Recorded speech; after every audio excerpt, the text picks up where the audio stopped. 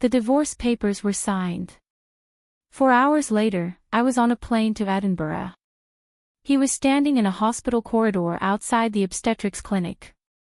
Between us, 8,000 kilometers, 2 children's futures, and a lie about to shatter. Beijing's sky that day was so blue it felt obscene, as if someone had deliberately laid down a clean canvas for the farce. I didn't know that at the very moment I was buckling Daisy into her seat on the plane, 7 members of the Chin family were clogging that hospital corridor, certain they were about to meet Chin Yaozu. Margaret had already picked the name. And the doctor, frowning at the ultrasound screen, said something that drained every drop of color from their faces. That sentence held a secret. And that secret had everything to do with me. The afternoon the divorce papers were signed, Beijing's sky was so blue it made my chest ache. That shade of blue was too clean, like a surgical drape laid out, waiting for something to be cut open. I stood on the steps outside the Civil Affairs Bureau, clutching that thin sheet of paper, and the sun came down on me like a physical blow. The ink wasn't even dry, a smudge had transferred to my thumb, a dark blot that looked like a dried drop of blood. "Mommy, are we really not going home?" Daisy tugged at my coat. She was 5, with a blunt bob that refused to lie flat. One stubborn cowlick always sprang up at the crown, no matter how much I smoothed it down. She tilted her face up to me, her lashes gilded by the sunlight, her eyes like 2 springs just thawed from winter. Her eyelids were still pink-rimmed. Inside, when Derek had signed without lifting his head, she'd said, "Daddy," and he'd hummed a vague and kept writing. She'd stood there, watching the back of her father's head, her little mouth puckering, but she hadn't cried. My daughter had always been too good, too careful with other people's feelings. I tucked the divorce certificate into my bag, crouched down, and brushed the stray hairs from her forehead. "We're going to our new home," I said. "It's very far away, we have to take a big airplane. There'll be good food and cartoons on the plane." "But what about Daddy?" she pressed. Before I could answer, Daniel cut in. "Daddy doesn't want us anymore." His voice was flat, like he was stating a weather report. 7 years old, back ramrod straight, lips pressed into a thin line, that was his angry face, and also his trying not to cry face. I knew he'd heard everything. Last night Derek and I had fought in the living room until 2 in the morning, and Daniel must have stood in the dark hallway in his bare feet, listening to every word. Including Derek's final punchline, "Ivy, stop pretending. Mandy's 3 months along, what's the point of dragging this out?" Daniel's fists had been clenched so tight that later, when I washed his hands, I found 4 deep crescent moon indentations in his palms. He never said a word, but he knew things. He'd known before I did. He'd come home from school one day and said, "Mom, there's a lady's yellow hair in Daddy's car." I'd laughed it off as a colleague's, but Daniel shook his head and said nothing more. A 7-year-old's nose catches the rod in the air long before an adult's does. I stood up, took one child's hand in each of mine, and pulled our 2 suitcases down the steps. Derek didn't come out to see us off, he was still inside, going over property division details with the clerk. He'd given me the apartment, kept the car, split the savings 50-50. Except the apartment still had 20 years of mortgage left, the car was a 4-year-old used Passat, and our combined savings barely scraped $20,000 USD. 7 years of marriage, boiled down to old furniture and half a debt. But I didn't care. I just wanted my children. Derek did run out once, near the end, to ask if I wanted that set of Jingdejun porcelain we'd bought for our wedding. I said no, keep it. He stood on the steps, sun on one side of his face, shadow on the other. He opened his mouth like he had something else to say, but all that came out was, "All right then. Travel safe." I nodded and walked away with the kids. Daisy looked back once. Daniel didn't. The taxi arrived. The driver loaded our luggage while the kids climbed into the back. Daniel took the middle seat and nudged Daisy toward the window, his habitual gesture. He never announced his kindnesses, just did them. He pulled her seatbelt across and clicked it before doing his own. I felt my throat tighten but swallowed it down. I'd already cried that morning, crouched in the bathroom with the faucet running full blast to mask the sound. I'd splashed cold water on my face afterward, but Daisy still asked, "Mommy, why are your eyes red?" "Sand," I said. I slung my backpack on the floor and was about to get in when my phone buzzed. Derek's text, *, don't forget the property transfer docs. Monday, *. I didn't reply. I switched the phone off. As the taxi pulled out of the civil affairs lot, the gray-white building shrank in the side mirror until it was just a smudge. Daisy pressed her nose to the window. Daniel fiddled with his backpack zipper. I watched the plane trees blur past and felt nothing, a white static where grief should have been.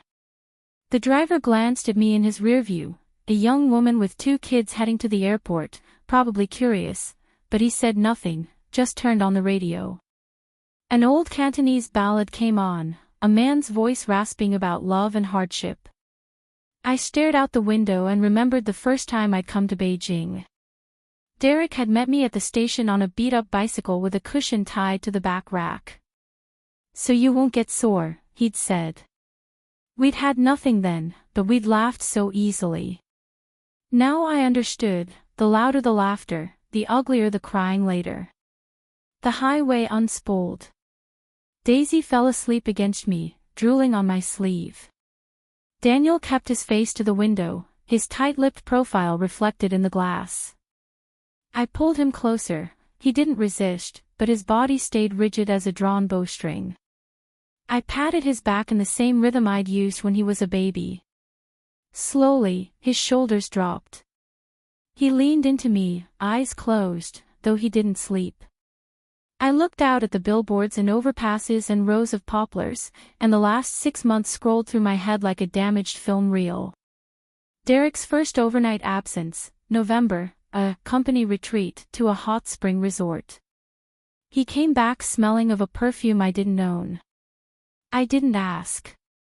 His birthday, team dinner, but when I called, a woman's voice answered, "Aja's in the shower." I hung up. When he came home, he said it was a colleague's wife who'd picked up. "Oh," I said. I didn't press. The third time, I found a long chestnut-colored strand on his collar. My hair was black. I tucked that strand into a book and said nothing. But I started watching his phone. One night, while he was showering, his screen lit up with a WeChat message, "Miss you." I memorized the avatar, a cartoon cat. Later I found out it belonged to a new receptionist at his company, Mandy Sue, born in '98, a full 12 years younger than me. I'd met her at the annual party, sequin dress, glass in hand, working the room with a tinkling laugh. Derek, a little drunk, had his hand on her waist when he introduced her, our new intern, Xiao Su. She'd smiled at me with teeth so white and straight, her eyes holding that fearless, untested brightness of someone who hasn't yet learned that life breaks things. At the time I thought nothing of it. In retrospect, that smile had a blade hidden in it. The real break came in March. Derek came home past midnight with a pale pink lipstick stain on his white collar, a wound-on fabric. I held the shirt up. He glanced at it. Lipstick. A colleague brushed against me. I said, "Which colleague?" "Mandy." He froze, then laughed, a brittle, ugly laugh. "So what if it was? Ivy, you stay home with the kids all day. You don't know how exhausting work is. With Mandy I can breathe. What's it to you?" I held that shirt and my hands shook. "You cheat and you blame me. Don't make it sound so dramatic. I haven't loved you for a long time. Let's divorce. Name your price." That night I sat on the living room sofa with a pillow in my lap, listening to the clock tick, each click a mallet on bone. At dawn Daisy padded out to the toilet, saw me, ran over barefoot. Mommy, why aren't you sleeping? I can't sleep, sweetheart. Go back to bed. She kissed my cheek and patted off. That kiss, warm, wet, drowned every tear I'd been holding back. Then came the drawn-out war. I didn't want a divorce, not because I still loved Derek, but because of the children. Daniel had just started first grade, Daisy was in kindergarten. I didn't want them to face a split so young. I tried to talk to him, begged him to try for the kids. Try what? He said. I don't love you anymore. Let me go, please. His eyes darted elsewhere, his fingers tapping an impatient rhythm on the table. I finally understood, some things shatter beyond repair. Then Mandy got pregnant. The night Derek slammed that ultrasound photo on the coffee table was seared into my memory. A blurry embryonic shape. He held it up like a victory flag. Ivy, see. My child. I'm going to give him a real home. I laughed, I actually laughed. Your child. And Daniel and Daisy, they're not your children. He faltered. They can go with you. I'll pay child support. I looked at that photo. 12 weeks, the date was clear. That was the week he'd said he was on a business trip in Shenzhen, 2 weeks away. He'd been with Mandy. I stared at him until his eyes began to flicker. And I saw that the man before me was a stranger. The boy who'd carried me 3 miles through snow on his back had vanished without a trace. So we divorced. No ugly court battles, no asset wars. I asked only for the kids and that mortgaged apartment. At least they'll have a roof, I said. Derek agreed, even offered me $2,000 extra from savings. I refused. I didn't want his guilt, that currency was worthless. At the airport, check-in, baggage drop, security. Daisy was stopped because she had a glass marble in her pocket, Daniel's gift. He blushed, I forgot to take it out. The security lady smiled and confiscated it. Daisy's face fell, Daniel patted her head, I'll buy you a new one when we land. In the waiting area, Daisy pressed herself against the floor-to-ceiling windows, counting planes. Daniel sat beside me and said, Mom, will Daddy ever visit us? I thought for a moment. If he wants to, he will. Daniel looked down. Actually, it's okay if he doesn't. I have Mom and Daisy. I squeezed his shoulder. Boarding. Daisy took the window seat, Daniel middle, me aisle. During takeoff she gripped the armrest, little face tight. I held her hand and she relaxed. Daniel opened his Harry Potter book but his fingers were white on the page. The plane lifted, clouds thickened below. The flight attendant brought juice and cookies. Daisy had orange juice, Daniel shook his head, he looked pale. I reclined his seat. He fell asleep quickly, book on his chest. I gently closed it and tucked his jacket over him. Through the window, clouds stretched endless, with golden shafts of sunlight falling between them like God pulling open doors. I leaned back and closed my eyes, but sleep wouldn't come. Last night's images looped, the shattered glass frame cutting Derek's hand, blood spotting the ultrasound photo, his angry voice, my knee hitting the coffee table as I stood to get a band-aid, the sharp pain, and he turned away, didn't look back. I'd had Daniel in this hospital, the doctor had clearly said, boy, and Derek had been right outside. But later he complained Daniel was too soft, too much like my family. Mute gourd, he called him. Daisy never got a warm look from her grandparents. Margaret said girls are fine too, but returned every cash gift from the baby shower, muttering, a girl doesn't need a nest egg. I swallowed it all, until I forgot I was even swallowing. But children remember. When Daniel was 3, Derek took him to the park. He came back crying. Derek snapped, what's there to cry about, a little fall. Only later I learned that at the park Derek had run into a colleague who said Daniel was cute, and Derek said, he's okay.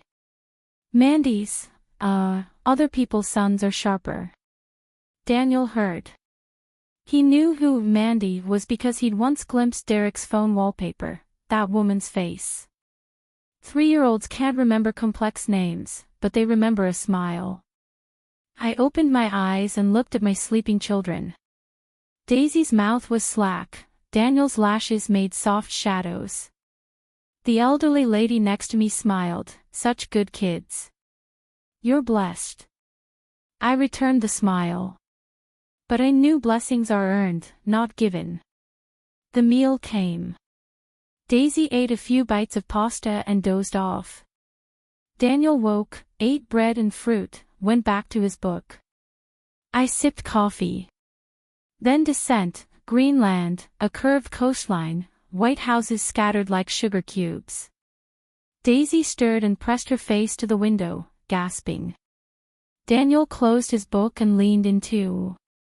The announcement, ladies and gentlemen, we are about to land in Edinburgh. Local temperature, 12 degrees Celsius, 12 degrees. Cool and clean. The perfect temperature for a beginning. Edinburgh Airport was smaller than I'd imagined.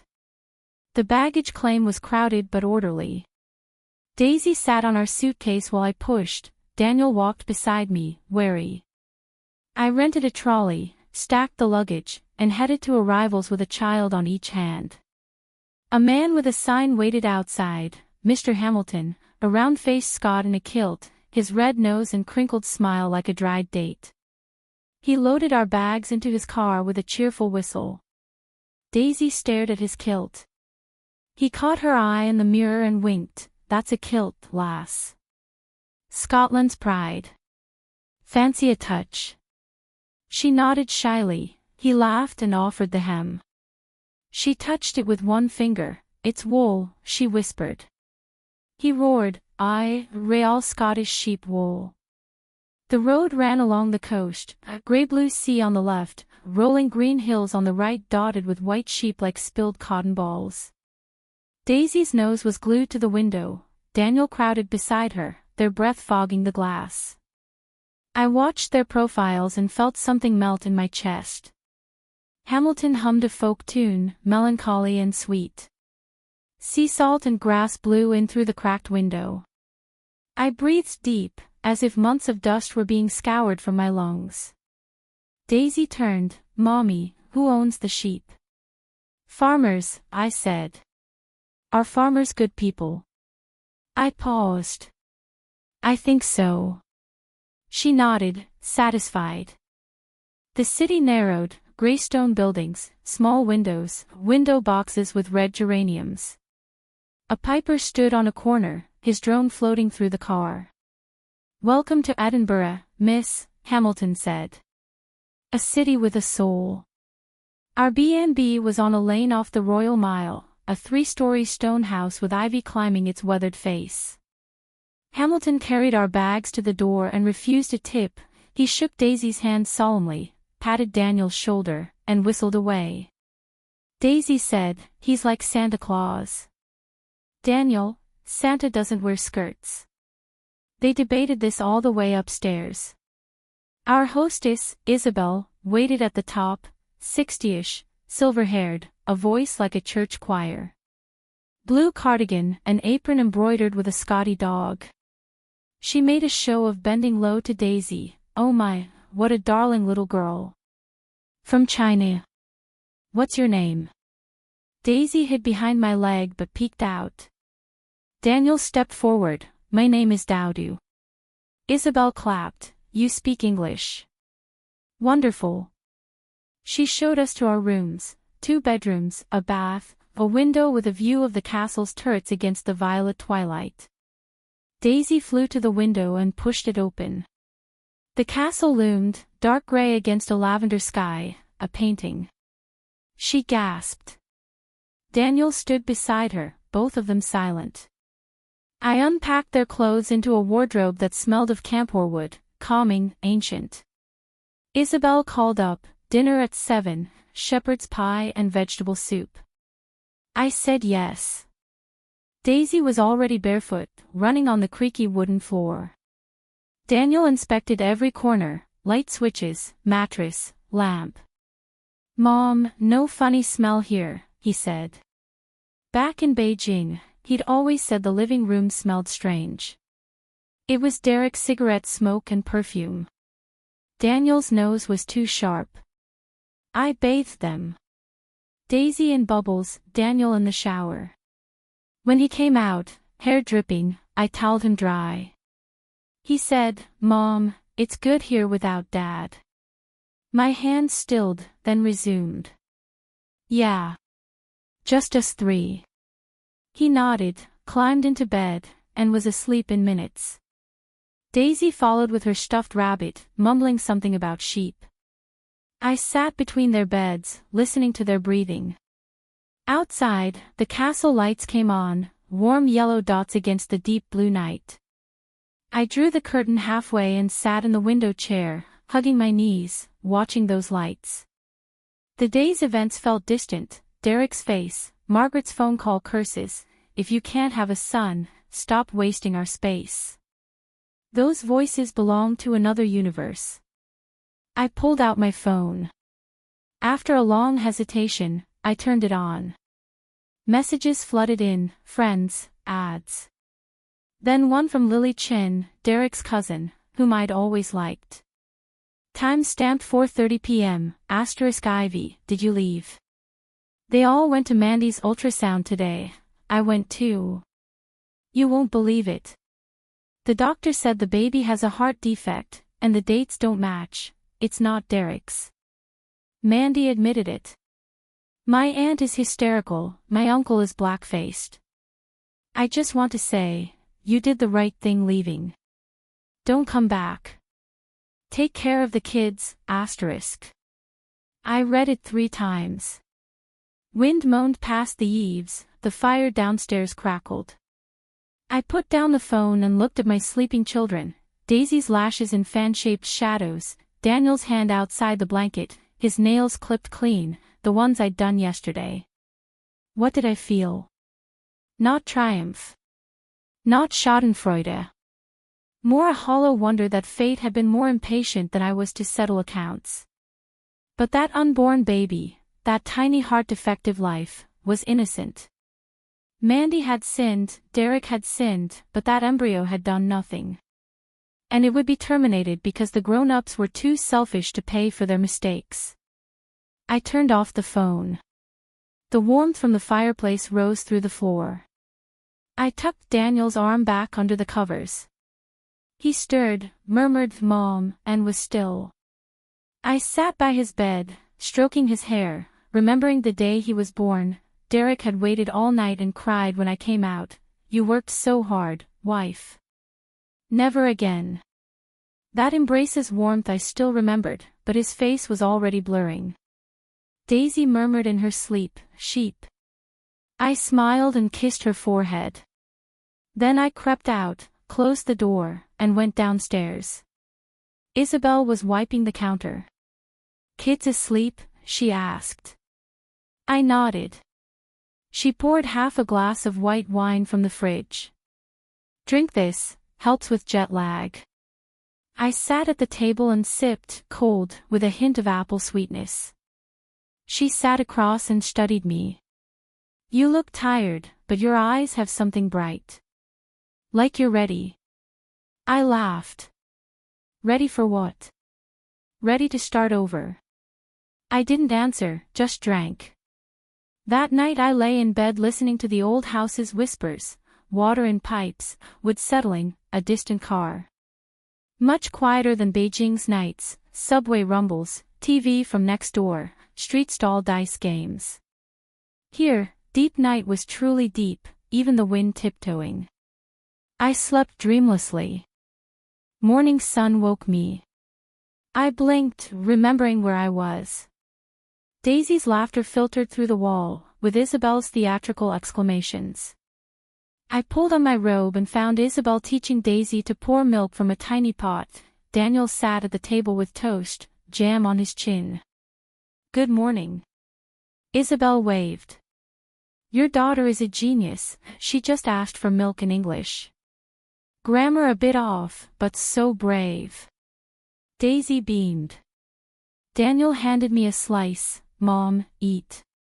It was warm, buttered, strawberry jam. After breakfast Isabel drew us a map. Calton Hill, Prince's Street Gardens, the best ice cream shop. Daisy was already at the door. Daniel folded the map into his pocket, then crouched to tie Daisy's laces. I watched him, the same concentration I'd seen when he was little, watching me tie his own shoes and saying, Mom, you're amazing. Now he was doing it for her. We walked the Royal Mile eastward, the cobbles shining in morning light. Shop windows displayed scarves, whiskey, kilt pins. Daisy touched every pane. Daniel called her back. At a corner, a street piper played from Braveheart, eerie and gorgeous. Daisy listened, then dropped a coin into his cap. He nodded and switched to a lively jig. Daisy grabbed Daniel's hands and spun him. He scowled but let her. I watched them in the golden morning, their hair, their lashes rimmed with light. I thought, leaving Derek might be the best decision I ever made. Not because of revenge, but because my children could grow up in a place without fighting, without coldness, without, why aren't you a boy? Calton Hill was steeper than it looked. Halfway up, Daisy complained, and I carried her piggyback. Daniel followed, sweating but silent. At the top stood those unfinished Greek columns, ruined but majestic, standing against the sun. Daisy slid down and ran between them. Daniel followed, two small figures dwarfed by stone. Beyond them, the Firth of Forth glittered silver-white, yachts dotting the water, gulls crying across the horizon. I sat on a bench and watched them chase each other on the grass. Daisy chased a gull, the gull flew, she chased Daniel, he ran, then stopped to wait, and they collapsed laughing. I leaned back, squinting at the sky, a pale, almost transparent blue, with slow clouds like careless sheep. I remembered Derek taking me to Bayday before we married, promising to take me to all the seas in the world. Then we had a house, children, but never went to the sea again. He was too busy, promotions, networking, fresh scenery outside. And I was trapped at home, between kitchen and school runs, turning into the boring old wife he complained about. But I wasn't trapped anymore. I sat on this hill, my two children running, the ocean before me. Wind scattered their laughter and gathered it back into my ears. I spread my arms, let the wind through my coat, and felt lighter than I'd felt in years. Coming down, we passed a shop selling tartan scarves. I bought 3, red plaid, soft wool. Daisy wrapped hers around her head like a turban. Daniel put his on properly. I wore mine. We looked at our reflections in the shop window, blurry but smiling. Afternoon at Prince's Street Gardens. A vast lawn, people sunbathing. Daisy and Daniel ran barefoot. I sat under a tree with a guidebook. Warm sun, sweet flower and grass scent. I was nearly dozing when my phone buzzed. Not Lily, Margaret. She had a voice message. I hesitated, then opened it. Margaret's voice, ragged with tears, George's growl in the background. Don't say that, Ivy, she sobbed. Mom was wrong, so wrong to you and the kids. I know now that Mandy, that lying bitch, she cheated us all. The baby's not Derek's. Please bring the children back, I'll make it up to you, I swear. I didn't finish. Deleted. Then I blocked Margaret, George, and Derek, all of them. I dropped the phone in my pocket. Daisy was running toward me with a tiny white daisy, still dusty with soil. Mommy, for you. I tucked it into my collar and pulled both children into my arms. Sunlight filtered through the leaves, dappled gold on our heads. Mommy, you're crying. Daisy asked. I touched my cheek, wet. I smiled. No, the sun's too bright. Daisy accepted that and ran after a butterfly. Daniel stayed. He looked at me, then brushed my cheek with the back of his hand, like a little grown-up. "Mom, we'll be okay." I nodded and held his hand. "Yeah. We'll be okay." That next week I hunted for schools. Daniel and Daisy's English was basic, but Edinburgh had a few primary schools that took international students, with ESL support. I visited several, filled forms, scheduled interviews, waited. Anxiety came and went, but each time I came home to find my kids feeding pigeons in Isabel's garden, the worry ebbed. Isabel suggested the Chinese community. I went to a Chinese supermarket and met the owner, Maggie Zhao, Taiwanese, in her 50s, a slow-speaking, warm-faced woman. She listened, made a few phone calls, and found a good public school with an opening. "Take them for a trial," she said. "If it doesn't work, we'll try another." I thanked her. She waved. "We're all Chinese abroad, we help each other."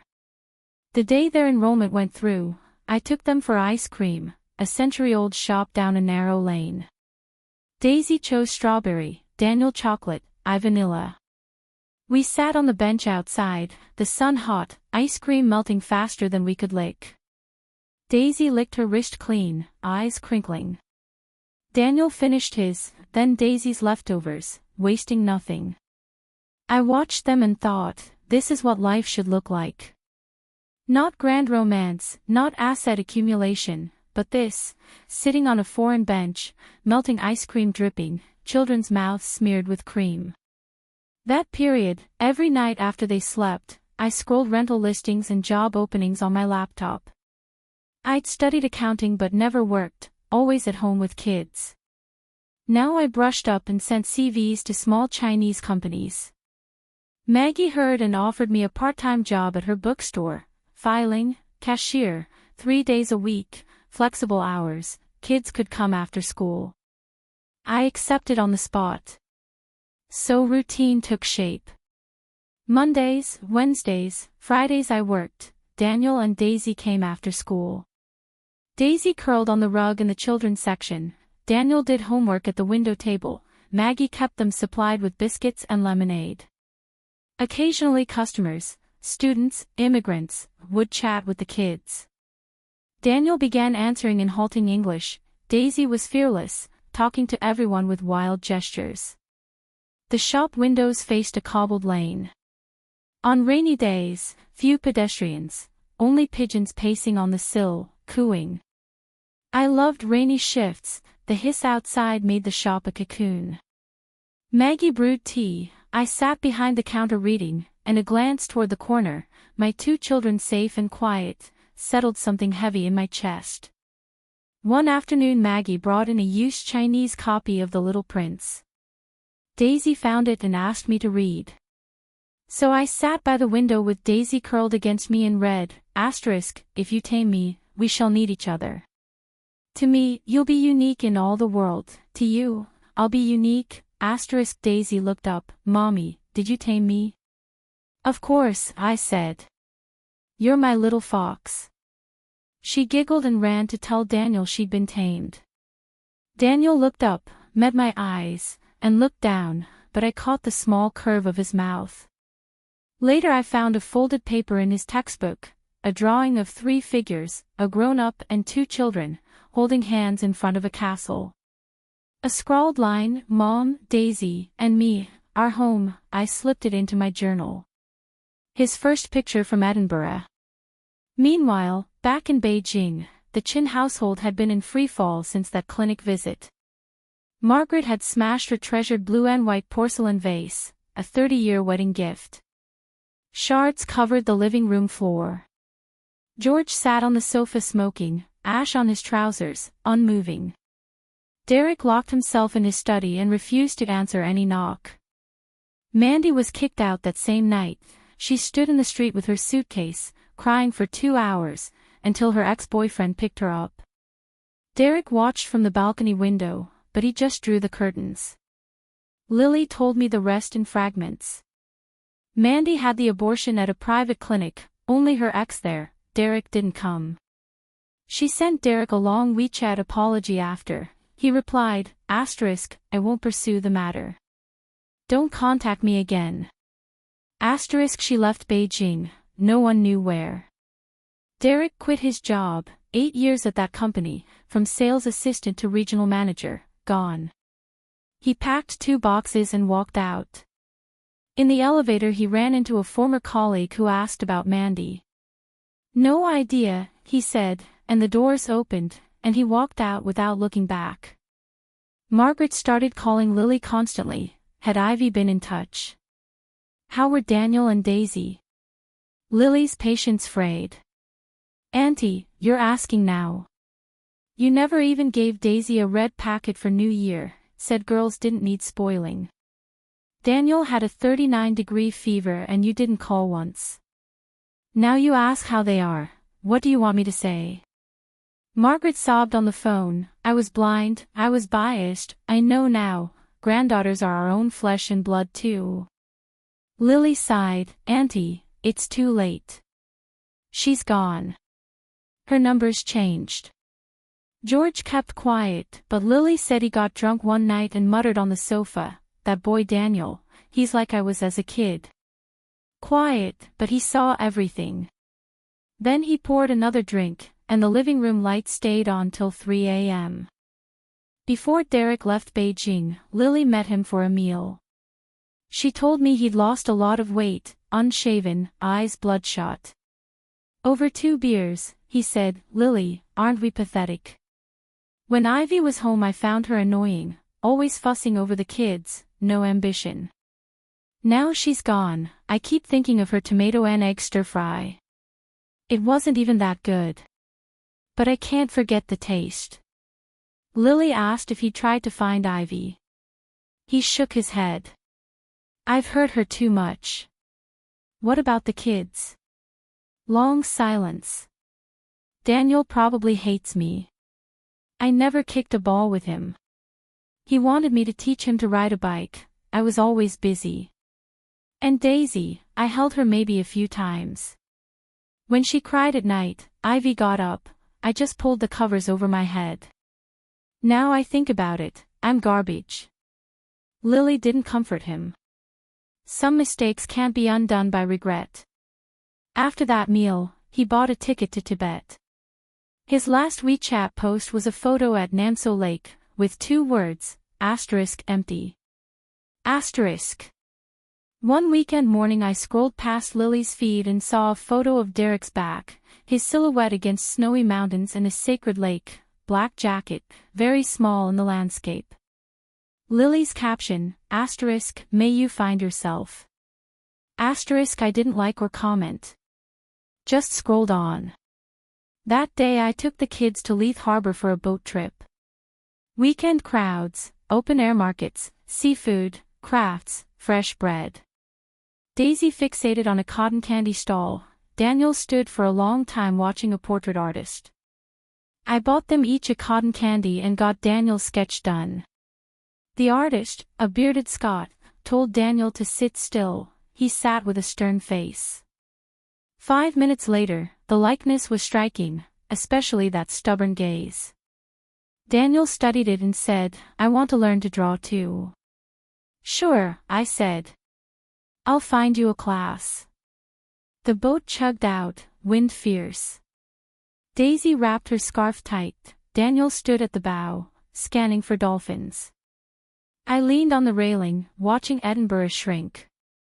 The Firth was a dark blue, white-tipped waves, gulls trailing our wake. I remembered that on divorce day, while I was flying over Mongolia, Derek had been in Beijing anticipating his son. Now he was in Tibet, confessing at the feet of mountains. I was smiling in a Scottish sea breeze. Fate had a dark sense of humor. But I didn't want to laugh at him. I just felt that everything has its appointed end. That unborn child, with its malformed heart and wrong dates, had torn open a lie, and my divorce papers and 2 plane tickets had torn open another cage. We were both free, at different prices. Daniel ran to me, Mom, I saw another one, with black spots on its back. I followed his finger, A dolphin arced out, back shining like black silk, then dropped back. Beautiful, I said. Daisy squeezed between us, and we three leaned together, the boat swaying. The sky was that pale transparent blue, clouds like gauze, the sun behind them gilding the edges. At home, Isabel had made Scotch broth, the aroma wafting up. Daisy helped set the table, Daniel helped me put away groceries. Over dinner, Daisy described the dolphins with wild gestures, Daniel showed his sketch. Isabel insisted she'd frame it for the living room. After bath and bed, Daisy was out fast. Daniel tossed for a while, then asked in the dark, "Mom, when are we going back to Beijing to see Grandma?" I paused. "Summer holidays. We'll see Grandma and Uncle." He nodded. A longer silence. "Is Daddy in Beijing?" I sat on his bed. Streetlight outlined his face, bright eyes, unreadable. Daddy might be in Tibet, far away, with snowy mountains. Is he looking at snow? Maybe. He thought. That's good. He always said he wanted to see snow, but never had time. He turned over, pulled the blanket to his chin. "Good night, Mom." I kissed his forehead and left. Outside the door, I leaned against the wood. Daniel had accepted it all with more grace than I had. In a child's world, adult grievances simplified to, he wanted to see snow, it's good he went. Maybe we grown-ups make everything too complicated. Time flowed quietly.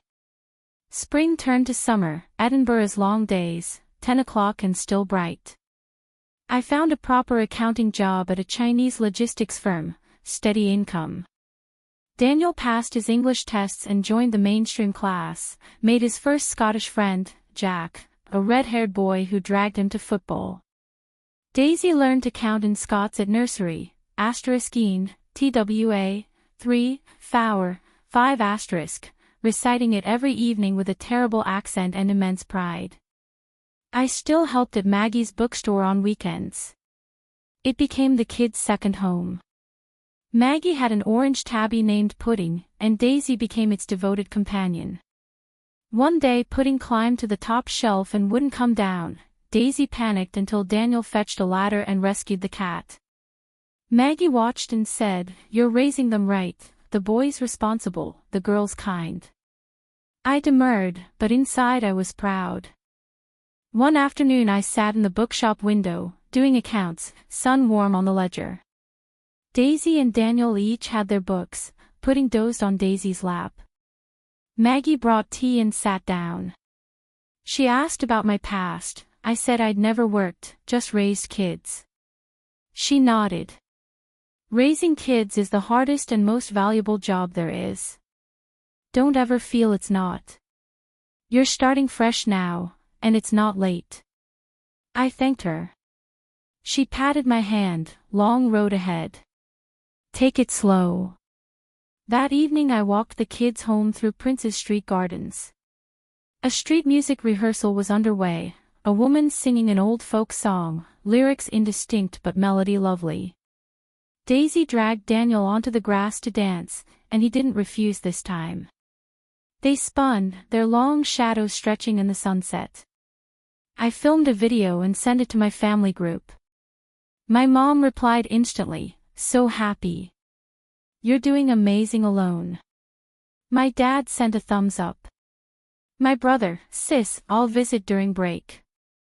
My eyes stung, but my mouth smiled. Home. Isabel had left dinner. After, I sat by the fireplace reading a novel borrowed from the shop. Fire crackled, Isabel knitted, a little cardigan for Daisy. Daisy asleep, Daniel at the table finishing math. I glanced up, his profile lit by the lamp, straight nose, long lashes, already looking like a young man. My phone lit. Lily, Derek was back from Tibet, skinny, tanned, but in better spirits. Moving to Chengdu for a new start. He asked me to tell you, sorry. Just those 3 words. He knows it's useless, but he wants to say it. Asterisk I looked at the fire. I typed, asterisk received. Wish him well. Asterisk then I put the phone down. A minute later, Lily, asterisk, how are you? The kids. Asterisk I replied, asterisk we're good. Edinburgh summers are beautiful. Asterisk Lily, asterisk, good. You deserve a good life. Asterisk I didn't reply. I muted the phone. The firelight danced, my shadow long on the wall. Daniel finished, came over, leaned against me and yawned. I wrapped an arm around him, his hair smelled of laundry soap, soft and warm. His breathing slowed. I didn't move him. We sat together, toes warming by the fire. Outside, the castle lights flickered on, honey-colored in the deep blue. A distant piper played somewhere, slow, long notes, like a stream through a mountain valley. I leaned back, Daniel in my arms, the unread novel on my lap, the fire burning gentle. I thought, maybe this is happiness. Not grand, quiet, present. A fire, a child's weight, distant pipes, another sunrise tomorrow. And all the rest, the clinic's shock, the shattered vase, the Tibetan snow, the apologies unsaid, they were like shells left on the beach, soon to be washed away by the next tide, ground to sand by time. I bent and kissed Daniel's forehead. He stirred, mumbled something, burrowed closer. I held him tighter, closed my eyes, listened to the fire's crackle and a lone gull's cry from the darkness. Tomorrow, I thought, is another day. And the title of this page is asterisk, the three of us. Asterisk. Here is the continuation of the story, picking up from where it left off. Continuation. Autumn came to Edinburgh the way it always does, slowly at first, a single gold leaf on the pavement outside the bookshop, then all at once, a riot of amber and russet that made the old stone buildings look like they were burning from the inside. The castle disappeared into mist most mornings, and the wind off the firth carried a sharper edge, promising winter. I bought thicker coats for the children and a pair of woolly tights for myself that Isabel assured me were essential for Scottish survival. Daniel settled into school like he'd always been there. His English improved faster than I'd expected. Children absorb language like water into sand. He started bringing home homework assignments about Robert Burns and the Highland clearances, and he'd read them aloud to Daisy at bedtime, translating the harder bits into a patchwork of Mandarin and English that only they understood. Jack, his red-haired friend, became a permanent fixture at our flat. The two of them spent hours kicking a football in the meadows, their breath puffing white in the cold air. Daniel's cheeks grew rosy, his shoulders broader, and I caught him laughing one afternoon, a real, unguarded laugh, and I had to look away because my eyes had gone wet again. Daisy started primary school in September, a tiny figure in her new gray jumper and plaid skirt, her cowlick still defiantly askew. She marched through the gates without a backward glance, and I stood there like a fool, watching her disappear into a crowd of children speaking a language she was still learning. When I picked her up that afternoon, she was chattering in a mix of Scots and English about a girl named Isla and a game called Tig, and a song about a wee grey mouse. She held my hand on the walk home and said, "Mommy, I like it here. The teacher didn't tell me to sit still." I squeezed her hand and said nothing, because my throat was too full. Maggie Zhao's bookshop became our winter refuge. The days grew short, darkness falling by 4, but the shop glowed with warm light and the scent of old paper and Maggie's endless pots of jasmine tea. I worked my regular shifts, and sometimes on Saturdays I brought the children and we'd stay till closing, Daisy curled on the window seat with Pudding the cat, Daniel plowing through the Harry Potter series in English for the first time. He'd stop me every few pages to ask about a word, and I'd explain it, and he'd nod and go back to reading, his lips moving silently over the sentences. One evening in late November, a letter arrived, not email, not text, but a physical envelope with a Chinese stamp and Lily's return address. I recognized the handwriting on the front, Derek's. He'd never written me a letter in all the years we were married. I held it over the kitchen bin for a long moment, the paper crisp and unopened. Daisy was drawing at the table, Daniel was doing maths. They didn't notice. I took a breath, slid my finger under the flap, and pulled out a single sheet. The letter was brief. He said he was in Chengdu now, working at a small logistics firm, living alone in a rented flat. He'd been seeing a therapist, the first time he'd ever admitted to needing help. He wrote, I don't expect you to forgive me. I don't expect anything. But I wanted you to know that I finally understand what I threw away. It wasn't a marriage. It was a family. And I was too stupid to see it. If you ever think it's right for the kids, if they ever ask, I'd like to see them. But only if you say yes. I'll never push. I'm sorry, Ivy. For all of it. I read it twice. Then I folded it, tucked it back in the envelope, and put it in the drawer beside my bed. I didn't write back. I didn't know what to say, and I wasn't sure I had anything to say that wouldn't sound like either a knife or a lie. The letter stayed in the drawer, and after a week I stopped noticing it was there. Winter descended with a vengeance. The wind howled down the Royal Mile and rattled our windows. Isabel taught us to make stovies and cranachan, and we ate by the fire with our knees touching. Daisy learned to sing Auld Lang Syne with a passable Scottish accent. Daniel memorized the names of all the Munros and drew maps of the Highlands on his school notebook. I found myself looking at them sometimes and thinking, they are becoming Scots, in their own small ways. And maybe I was becoming one too, or at least becoming someone who could belong somewhere new. Christmas in Edinburgh was a storybook affair, lights strung across George Street, a giant tree in Princes Street Gardens, carol singers on every corner. We didn't have much money, but I saved enough for small presents, a set of colored pencils for Daniel, a plush Highland cow for Daisy, and a new scarf for Isabel. On Christmas morning, the children woke at 5, their excitement unstoppable. We opened gifts in our pajamas, and Daisy shrieked so loudly over her cow that Daniel put his hands over his ears, but he was smiling.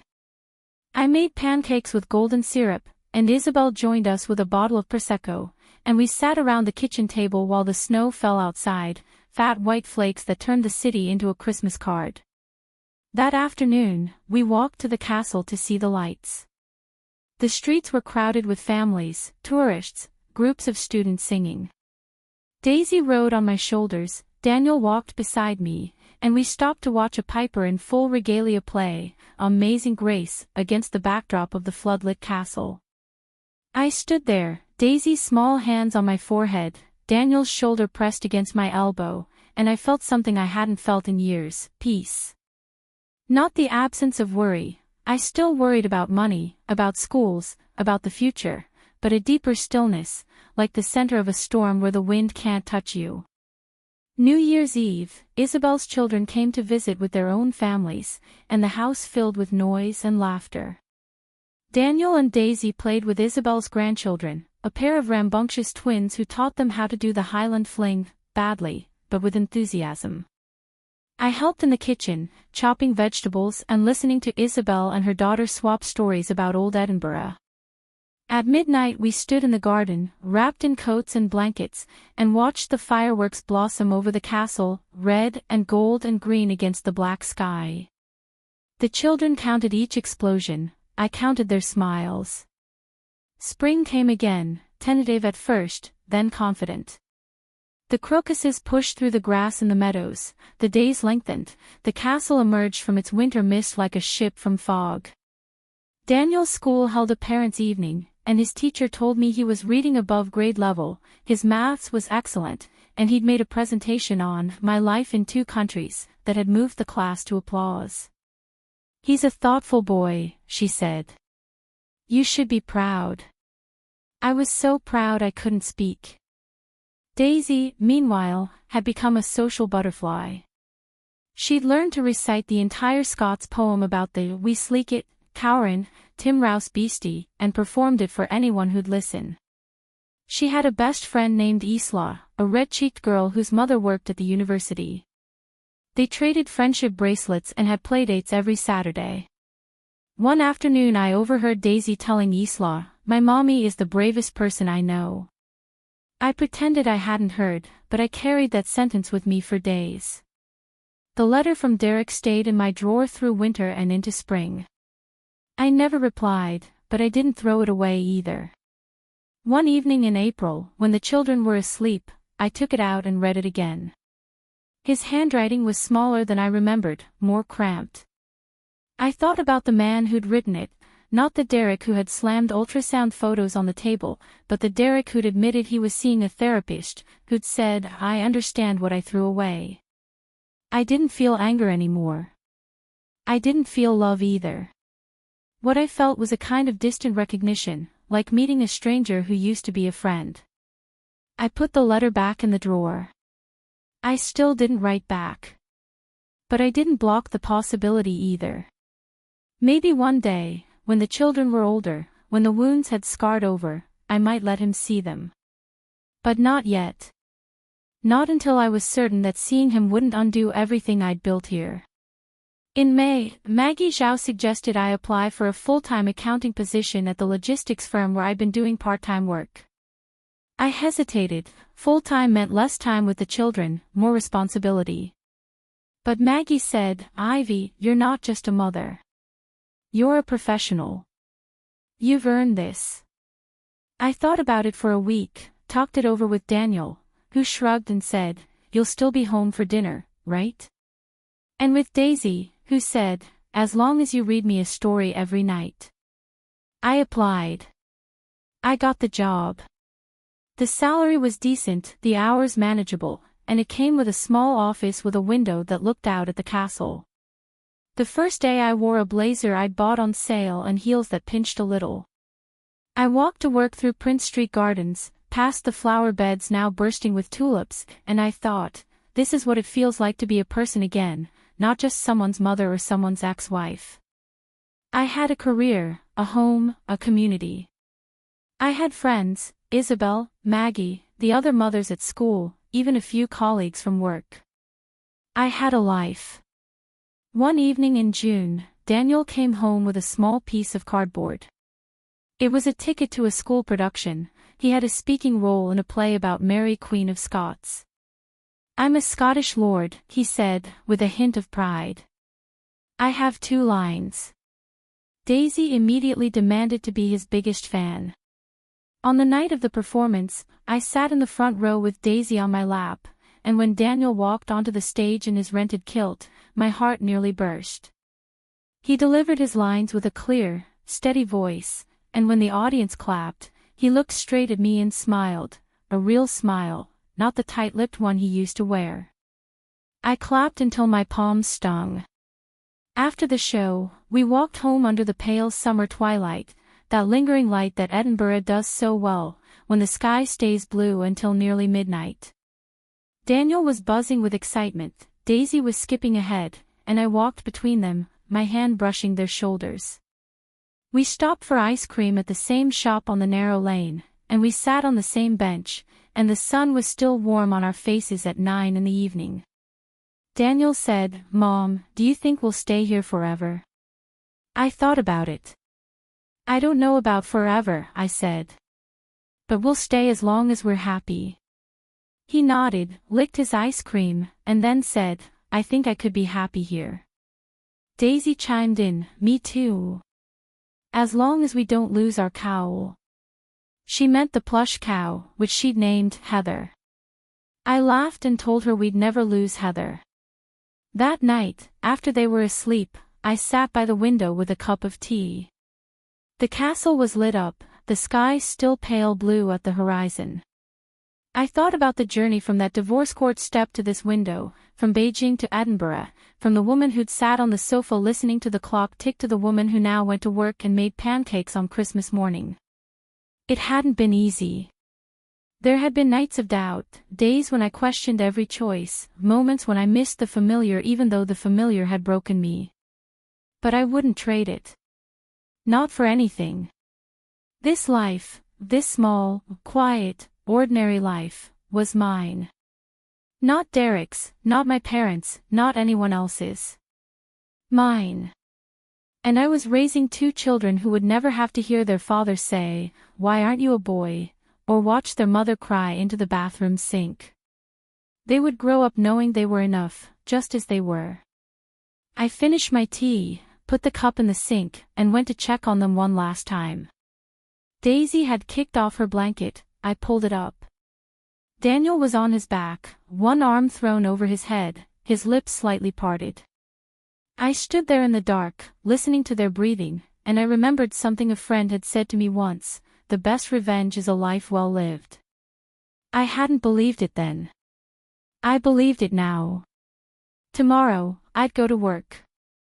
Daniel would have a football match. Daisy would sing her Scots poem for the 100th time. And I'd cook dinner, tomato and egg noodles, their favorite, and we'd eat together at the kitchen table, talking about nothing and everything. It wasn't a dramatic ending. It wasn't a fairy tale. It was just life, messy, ordinary, and deeply, unexpectedly beautiful. And that was more than I'd ever dared to hope for.